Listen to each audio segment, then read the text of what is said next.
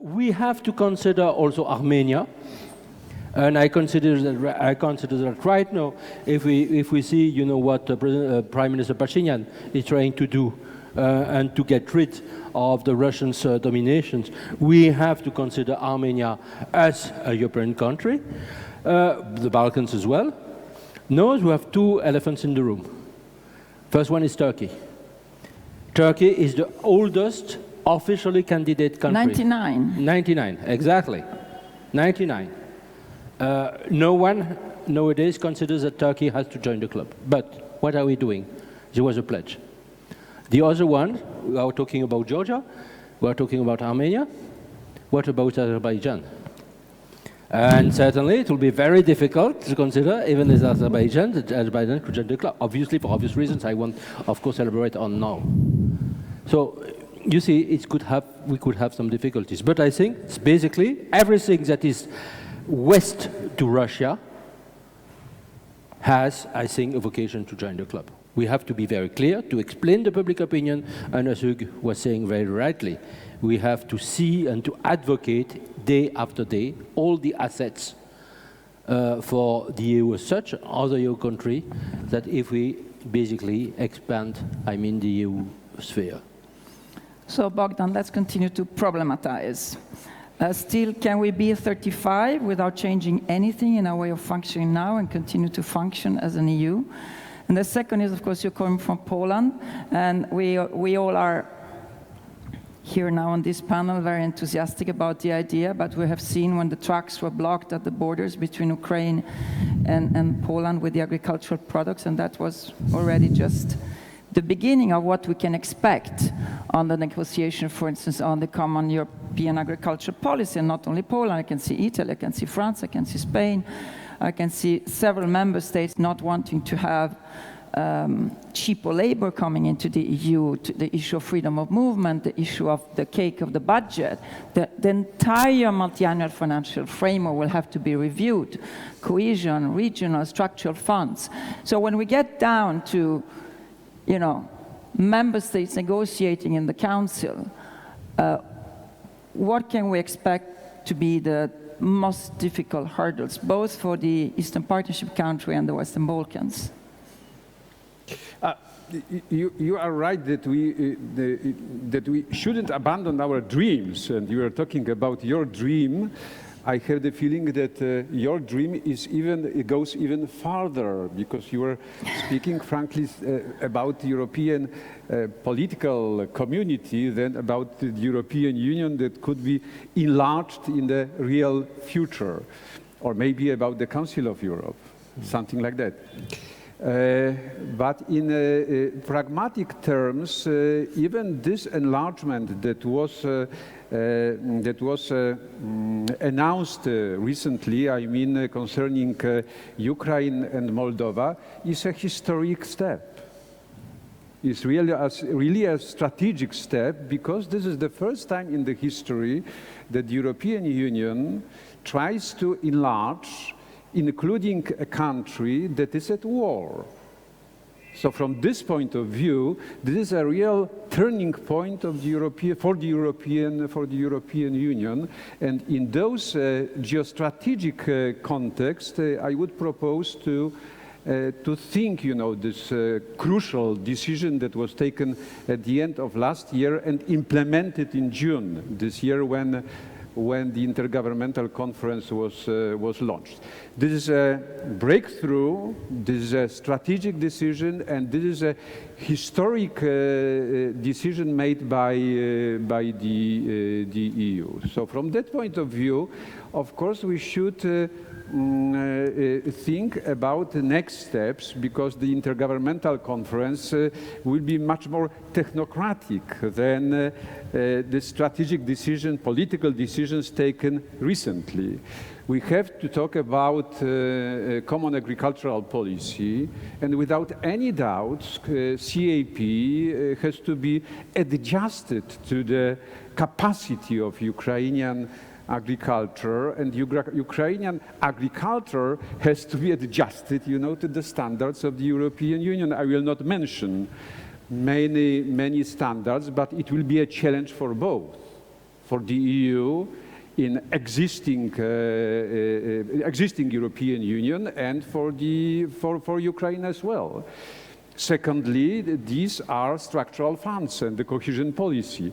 We have to maintain the cohesion of the European Union. On the other hand, there are many countries, and Poland is one of them, that will try to be a beneficiary of structural funds for the next term. So from that point of view, it will also be a challenge for both, for Ukraine and for the EU, how to adapt structural policy to the standards that are necessary, including Ukraine and Moldova, at least.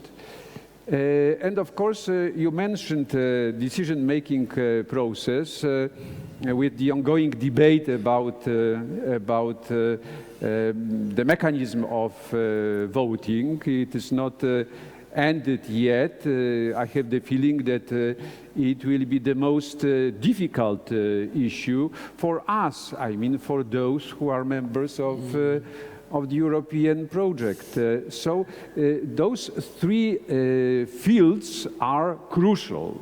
Crucial in which creating challenges that will be challenges not only for aspiring countries but also for the EU as a whole.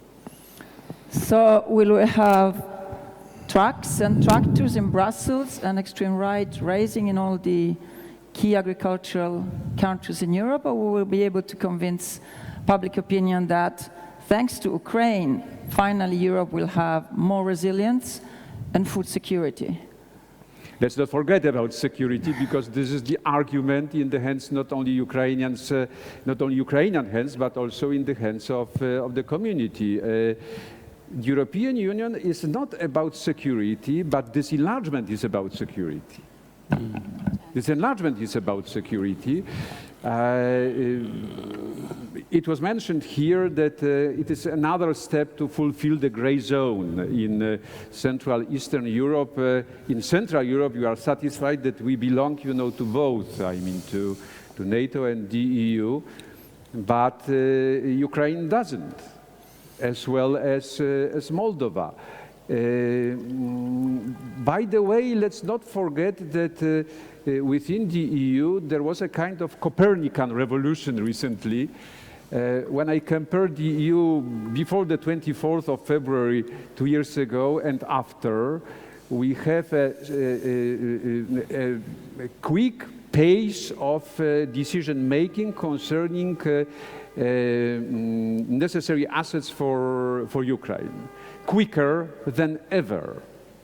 It happens, that between the initiative of the European Commission and the final decision in this area, final decision of the European Council, there are only 2 or 3 weeks when the legislative process concerning other issues are much longer. 3-5 months, no 2-3 weeks. Who could imagine before the beginning of the second invasion of Russia on Ukraine that the European Peace Facility newly created will be used for the benefit of Ukrainian armed forces? Mm-hmm. It is the first time in the history of the EU that we decided to allocate a huge amount of money for the transfer of weapons. As far as I remember, more than... But let's stick on enlargement now. All right, but I try, to show that the European Union tries also to adjust to this security challenge that comes from Russia, and it is not prepared, to replace NATO, but it is better and better prepared to answer the security challenges. Thank you. So we had several waves of enlargement, 94 till now 2013. It is a merit-based process. It should be objective, measurable data, and of course it shouldn't be different standards. But you have gone through all of this. What's different now? We have two main differences. If we compare the situation we have today with the situation we had with the 2004 enlargement. First of all, when we negotiated the accession of countries of the Baltic State and Central Europe, the EU was mainly about a single market and an emerging economic and monetary union. Today, the EU is something else. If you look at the agenda of a meeting of our heads of states, you will see, first point, green transition. Second point, digital transition. Third point, management of migratory flows. Fourth point, wars in Gaza and Ukraine. The EU is another animal. This is the first element. Second element, our geopolitical environment has completely changed for all the reasons that we all know. And therefore, we have to have a new enlargement methodology with, in my view, 3 to 4 main features. First of all, the enlargement process today should be far more political and far less technocratic than 20 years ago. It's not just about asking Ukraine, Georgia, Moldova, and the 6 Western Balkan countries to align their legislation with our thousands EU norms and standards. It's far more than that with the security and defense dimension. The second point is that security issues should be at the forefront of the negotiation process. And this means that the EU should immediately provide more support to help candidate countries shore up their defense capabilities. We should, without any delay, do everything possible to integrate Ukraine, Moldova, and Georgia in our defense industries and strategies. And we should obviously share all our intelligence and threat analysis with the candidate countries. So the security dimension should be at the forefront of the enlargement process, while 20 years ago, security was not even mentioned. It was about the Poland and the Baltic state joining the single market. Bon. Third point, one of the big problems we had with the countries of Central Europe and the Baltic state is that until they joined the EU, they did not participate at all to any EU policy. And this was a big mistake, because when they joined in 2004, they were not prepared to participate in EU policy. So today, we should favor what we call gradual integration. This means that countries like Ukraine, Moldova, Georgia, and the Western Balkan countries should progressively participate to some EU policies, should benefit from the funding of some EU instruments, and should participate generally as observers to the EU institutions. And this is easy because the 3 countries of Central Europe have an association agreement. In this association agreement, they have a deep and comprehensive free trade area, under which, through regulatory convergence, we promote the integration of the Ukrainian economy, the Georgian economy, the Moldovan economy in our EU single market. So if they speed up the implementation of the association agreement, they will be in a position to join our single market very soon. And this is extremely important for them economically, but politically as well. So gradual integration should be at the core of the new enlargement process. And my last point, in view of the democratic backsliding that we have seen over the recent years in some EU member states, we should be clear about the respect of our core values. And we should clearly tell people like Dodik or Vucic or others that I will not mention, if you consider that to be part of the European family, you have to be white, Christian, and heterosexual, forget about the EU. Okay? We have to be clear about our core values. Otherwise, we will have tomorrow 10 Orbáns in the EU, and you can imagine in which situation we will be. And thank you for that. And that brings to raising the issue of the elephant in the room here. What about Georgia? Rasa, we have this debate that it should be, enlargement should be by like package of countries. Now there's been candidate status has been given in 2022 to Ukraine, Georgia, and Moldova. It's always been talked about Western Balkans. Is this policy still sustainable, or should we go back to 28 country Montenegro in 2028? Why should Ukraine enter before Montenegro, who's been in the waiting room since 2014 and did not benefit of what you were talking about, the political fast track that the new geopolitical situation is calling for? What about, do you have the easiest question, Rasa? What about Georgia? Georgia.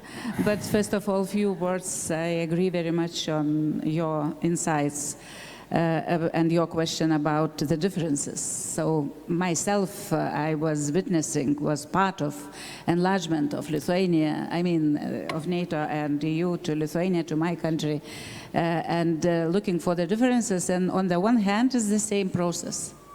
I think the second wave of the same geopolitical, first of all, process, completion of European continent, if you want again. So there are similarities. But there's huge difference, because I feel like at that time we catch 3 Baltic countries especially, because we were incorporated mostly deeper than others into a former empire, colonial, by the way, empire. And that time we were managed to jump into the last carriage of the last maybe train of enlargement at that time. Other countries not. Those we were together, unfortunately. And for us at that time, I will quote Vytautas Landsbergis, who is our first president, in 1990, when he was asked, being in European Parliament, about the importance of those both enlargements. His answer was, NATO is about, for us, is about the life. European Union is about the better life. So I think today when we speak about EU, don't forget NATO as well. Both enlargements are important in the same way for those countries as well. But in European Union enlargement, we put now more security dimension than it was before. Why? Because we have Russia with Putin since then when we joined. At that time, Russia was, in engagement with the West, or the West wanted engagement with Russia. Now it's different. China, by the way, is different. That's why we have especially important this factor in Western Balkans, or Turkey is different, asking to become member of BRICS recently. So a lot of changes, geopolitical, and of course this war. So on the one hand, it's even easier now to convince many politicians and people about everything, because we don't have this Putin-Verstein situation as it was three years ago. On Georgia, you are right saying about Serbia, others forget about EU with such policies. So now I will say what I think, maybe in a very open way. Sorry, Georgians, but I would say this. Bizina and membership in EU is not compatible. Without debizinization of this country, I don't see any possibilities for this country to be together with us, despite that I admire, I like, I love what Georgian people think about membership in EU. So providing Georgia with the candidacy status was not merit-based issue or decision from European Union side. It was more like encouraging Georgian people not to give up. saying that we are together from European Union side. And Bosnia. Bosnia the same, by the way. It's even, maybe I would say, more complicated sometimes situation than Georgia is. Because on the feeling, but I will not go deeply into this. So maybe I will not go further. I am afraid not to have situation even worsening here. I don't know if we will be able to contain ourselves, not to debate, for example, on visa-free regime, if everything will be deteriorating here. It will be difficult, but myself, I started to think about that. So why not we will not open debate. So let's think a lot. I know that people here are different than those who don't care this businessization of the country, but it's really the main issue of Georgia. Despite that Georgia was front runner on reforms, on everything. It was really surprisingly very nice, very fruitful policy. Now Armenia is more in front in this region than Georgia is. So this how we evaluate from outside the situation in South Caucasus. So I am here to convince, of course, our good friends, Georgians. I remember very well my youth times occupied by Soviet Union and Lithuania, when Georgians and we Lithuanians, we were together fighting basketball against Russian teams or something like that. We were very close, so I wish that in my lifetime, of course, we will be together in the same family, but in very different family. Bravo. And before I open for you, get ready for your questions, I would like still to pick your mind, Nicolas and Bogdan, on this issue of losing the perspective of entering the EU, the cost of non-membership. I remember I was at the beginning of the Monday 2014 at the EPP study days somewhere, and President Juncker announced in this mandate, there will be no enlargement. It was an absolute devastating shockwave throughout the Balkans, throughout the Eastern Partnership. It had a price. Reforms were delayed, reforms were stopped, people were frustrated, people were angry against the EU. Of course, it's a merit-based, objective process. But we have seen what happened with Turkey. Same story. I was in the Joint Commission for Turkey for 10 years in the European Parliament, and we have seen the tragic backsliding of a country to whom we have not granted, very much because of the European Parliament, visa liberalization. So basically, we have been punishing the people because of their leader. And now we've seen what happened. Turkey told us no partnership, no neighborhood policy, and everyone is telling that nothing is acceptable that is less than membership. And we learned that the hard way. So are we telling the people of Georgia the same? Stefan? I don't know, who wants to answer? Yes, maybe. Well, Nicolas, one of the I just want to address two key points, answering your questions. The first one was raised by Bogdan. I mean, which is a question you were mentioning that the pictures that I offer Europe could resemble something like the EPC, European Political Community, or the Council of Europe. But I think that we must be very clear. A kind of, I would say, loose membership. Such the membership of the EPC, which is no institutional structure, or even the membership to the European Council, to the Council of Europe, basically cannot replace the membership of the EU.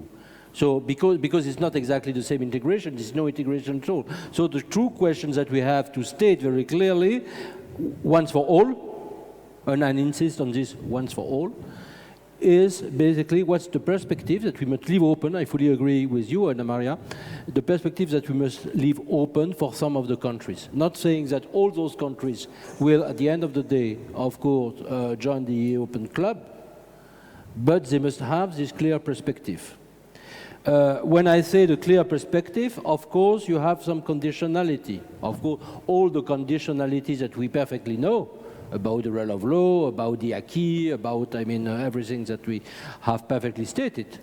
But do not forget that there is another conditionality in my view that even, I will say, matters the most, which is what I would call foreign policy conditionality. Because if the countries, at the end of the day, want to join the EU club, they must be very clear on what, on where they are standing for in terms of foreign policy. And the less we can say is that if we consider some of the governments, not talking about Georgia right now, I don't want, but everyone know what I could refer to. But let's take another example that was mentioned by Hugues, the example of Serbia. And this, and this is mentioned by a French guy, yeah? And the French president was in Serbia exactly, 3 days ago. He totally forgot about the fact that Vučić is in the hands of Putin. And he said, but Serbia is anchored in the EU. Absolutely, no, that was the point that I was referring to, and thank you, Hugues, for stating it very bluntly and straightforwardly. But that's the true point. I think that the very idea that right now Serbia could enter the EU is absolute nonsense. And Bosnia. Not because of, and exactly to say, I know Dodik, the leader of the Serbs in Bosnia, said on several occasions, publicly, we should not apply to join the EU, but to join the BRICS. And they got the candidate status a few months ago. And so, that's also the point that I was just referring to before. Let's consider that if we have another government in some of the EU countries, including our country, France, what will be finally, ultimately, the meaning of the presence of those countries within the EU if they are not very clear on we have to deter Russia, we have to make Russia lose the war, if we have to defend Ukraine, not only to defend Ukraine, to make Ukraine win, and that's a clear purpose, and that will be in a way enshrined in the very rules of the EU. And I think that's the 3 points. We cannot say, and we heard some stances also here in Georgia saying, okay, we are pro-EU, we are pro-but, we don't want the EU to dictate the laws.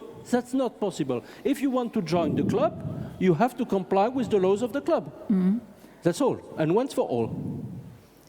Just quickly, Bogdan, we got an appetizer now what we can expect in the discussion in the European Council. Everyone is for, but then when it gets to the crunch. So, you can well see Greece, Italy, Austria, Croatia saying, why Ukraine and not Albania, Serbia, Bosnia, Montenegro, North Macedonia, and so on. So, if you had a crystal ball, how would you see the timetable? Who would get first? How do you deal with these Eastern Partnership countries, which for many of us here are the obvious ones to come in, but not in the European Council? Many of the European Council, Western Balkans should come in. How do you deal with the frustration of Montenegrins who say, we are ready, and everybody's talking about Ukraine? We will not abandon. I'm trying to play the devil's advocate I would here. say that we will not abandon Montenegrins, we will not abandon Georgians, we will not abandon those people that are committed to European values. But even without the Copenhagen criteria, without the Article 2 of the European Treaty, we should remember that the European construction is about values, is based on the set of values, democracy, the rule of law, etc., etc. So there are, of course, the limits of our adjustment, but we shouldn't adjust, to non-democratic regimes and to those regimes that prepare a country or a group of countries, to democratic backsliding. That's why the European Union should be firm about the Article 2 of the treaty and shouldn't afford to accept those candidates who are not respecting the main principles of the rule of law. of the rule of law and democracy. I don't want to say that it should be, it should refer only to the candidates. It should refer also to the member states of the European Union that should primarily respect those values, being member states of our community. But because we are about values, we shouldn't allow, any forces to enter the European Union on one hand, and on the other hand, not to give up societies and citizens, of those countries. So Georgians, believe me, will not abandon you, even if the Georgian dreams government deteriorates the democratic situation and the rule of law here in Georgia. Thank you very much. So much food for thought. Please. Okay. The woman with the nice yellow clothes. Salome.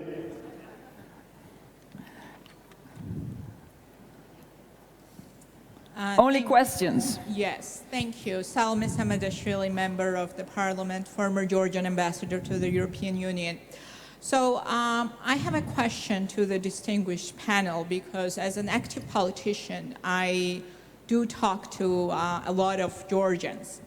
And while I agree with the last speaker that the Georgians will not abandon their European choice because they do not have the pro-European government, I think that they are very confused right now.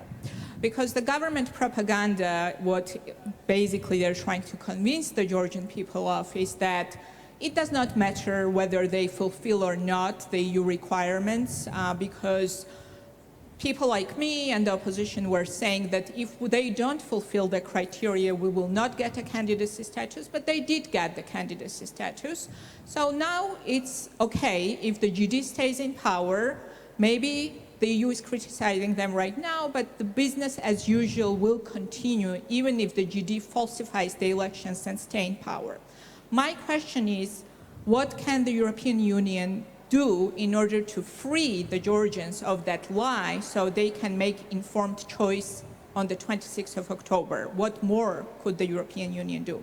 My second question concerns the fear which the government of Georgia is trying to install in the Georgian people right now, that accession to the European Union means basically deterioration of their security and possible war with Russia. And this is another question for the panel. What more could the European Union do in a run-up in this crucial moment in Georgia's history, because 26th of October will decide what kind of country we'll live in? What can the EU do more to convince the Georgians that their government is lying to them when they are trying to convince them that getting closer to the European Union means greater vulnerability in front of the Russian aggression? Thank you. Thank you. I think we take 3 questions. You? Yes, please.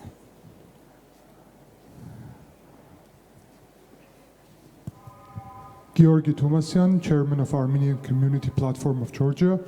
So my question refers to the realities here in the region, as you several times mentioned Armenia, and Armenia's Prime Minister also spoke about EU membership. We have in this region creation of the Turkic Union, which is based on authoritarian, ultra-nationalist and Islamist policies. And as you also know, Azerbaijan and Turkey are now joining BRICS. So are you ready, is the European Union ready to accept Georgia and Armenia based on security agenda in order to prevent the creation of illegal Zangezur corridor, so-called, through Armenia, and creation of new Russia-style empire here in the region, which can be a huge threat to the European Union if we take into consideration that part of the territory of European Union, of the Republic of Cyprus, is occupied by the Turkish Union, and actually they invited the leader of the North, so-called Cyprus Republic of North Cyprus, Turkish Republic of North Cyprus, to the summit of the Turkic Union. Thank you. Thank you. You quickly, please. We have so many questions. Thank you. Dalibor Rohak, American Enterprise Institute. So I want to press the panel a little bit on this issue of democratic backsliding or entrenchment by incumbent, typically populist politicians in the EU. It has been suggested that we have to be upfront about our values when negotiating with countries that want to access the EU. And I don't find that answer quite satisfying, because the problem with backsliding is that typically occurs after a country has joined the EU. The EU is a little bit like Harvard University. It's hard to get in, but once you're in, and you're not going to get kicked out. And so in the EU, we do have mechanisms for dealing with this issue. One is Article 7 procedure, which has proven to be as useful as a chocolate teapot, essentially, has never really been used effectively. We have the rule of law directive, which has been used by Viktor Orban, as another bargaining chip, essentially. Has been vetoing all European initiatives in exchange for concessions on the EU budget. So if I'm not an enlargement skeptic, but if I were an enlargement skeptic, I think the strongest argument in my toolbox would be to say, how can you prevent backsliding after a new member state country has joined the EU going forward, and especially if you have a plethora of countries that we supposedly want to bring into the club. Thank you. So we have three important questions. Who's going to take them? What should the EU say and do in Georgia, Armenia? Very quickly. Salome question. Salome, if the EU up to now has not been clear with Georgia on security issues, it is for the simple reason that up to 2 years and a half ago, some heads of states of the biggest EU member state used to state that Putin was our strategic partner with whom we had to build the new European security architecture. Okay? When you say that, it's a bit difficult to explain Georgia that it is their strategic interest to join the EU, first point. And second point, if there is a Georgian government which violates our core principles, we should do everything possible to sanction the political leaders who are responsible for that, but we should in no way sanction the Georgian people. This means, for instance, that in my view, it would be a big mistake to remove the visa-free travel regime for the Georgian people. On Armenia, it's clear that progressively we will have to discuss with Armenia about the fact that Russia has been unable to provide any security guarantee to Armenia.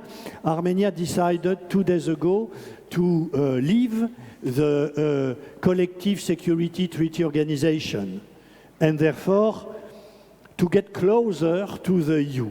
I hope that in the EU we will be able to be positive and to answer in the right way to this thing. And as regards the last question on our core values, 2 points. First of all, we should be clearer about the need to respect our core values during the negotiation, accession, which is not the case today. Because when Dodik says that he wants to join the BRICS and a few weeks later we say, you are a candidate for EU entry, we encourage Dodik. And second point, once we have countries in the EU who do not respect our core values, we should be able to stop the disbursement of our cohesion funds. Billions of euros, which every year goes to the member states who joined the EU in 2004 and 2007. And if the political will is there, we can do that. Okay, very quickly. Otherwise, I move to other questions. Very shortly, very shortly. We have 3 more questions. All right, very shortly. Article 7 is toothless, and last year showed that it shouldn't be taken into consideration dealing with democratic backsliding in particular countries of the European Union. But the mechanism of the conditionality mechanism is much more promising. That's why conditionality should be extended within the European Union to prevent such situations that happened during last years in the European Union member states. Very quickly, on Armenia, because that's a key point. I think there is an absolute need for the EU leaders, for the EU institutions, to have the willingness and the ability to take security initiative. Not just to follow up, to answer some requests, but to take strategic initiative. Because we must not forget that we have an article in the EU treaty that it's all about security, and that we have, of course, also the duty to protect the EU countries that have joined the club. We have this article that is referring also to the Article 5 to NATO treaty. And so basically, the EU is also about security. Second point, very quickly, about the EU values. Sorry, just a quick point. The question is, what is about EU values? And we know that we have something which is clear, the rule of law, freedom of speech, etc., etc. But for instance, I think we have also to enshrine the text. I know that's controversial. For instance, abortion rights and also LGBT rights. And from my point of view, I think that's absolutely crucial. But I mean, that's of course disputable. One question, one answer.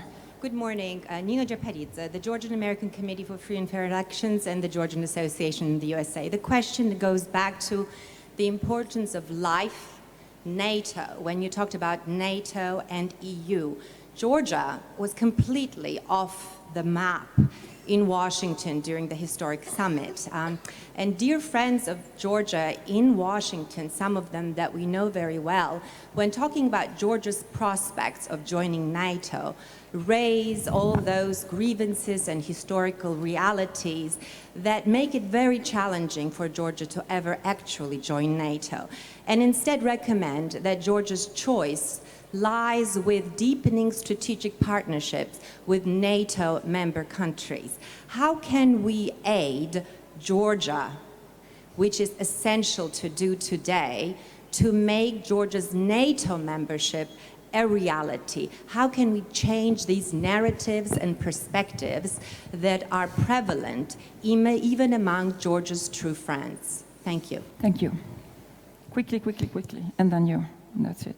This is about EU enlargement, by the way, not NATO. Go ahead, go ahead, go ahead. Mic there, please. Can you speak without mic? It's coming, it's coming. Thanks.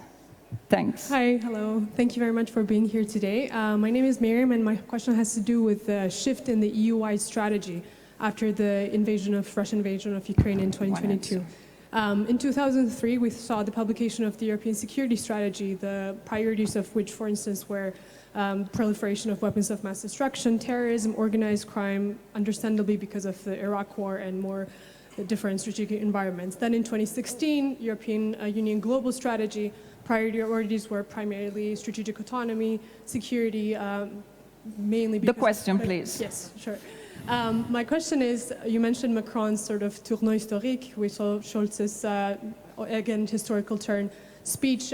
Do you think today in 2024, EU has a new strategy? And according to you, what will be its top 5 priorities? And my sub-question would be, do you think there is more consensus about the Russian threat today in the European Union? I'm sorry for the other question. We'll take them up at the coffee break. I'm sure you're ready to answer the question. I would like one answer for each question. Yes, no, not for each. I will combine American friend question together with Salome because it's very close to each other, what to do, how to convince people, how to change the approach, and I will repeat myself. Only debusinization, because this guy stays behind everything, including NATO membership, changing the shift, changing the understanding here, even when they are talking about the war, what is global war party or something like that, and peace, it's exactly a Kremlin narrative. And to change this is very important, to be as open as possible in front of those elections. And I will do myself, I will say that it's very important to people to understand that these elections are about they are voting for European way of life or Ruski Mir. So there are no other choice. No other, when they speak about some kind of sovereignty, it means that it's exactly the same Kremlin narrative. And you know, it's very clear, I like very much American proverb. They are saying, if it looks like a duck, swims like a duck, and quacks like a duck, then it probably is a duck. So don't vote for Ruski Mir, and that will be NATO and EU membership. Thank you so much. Please, I think they deserve a great, great applause. Thank you, Rasa, Hugues, Bogdan, and Nicolas. Lots of food for thought, lots to do.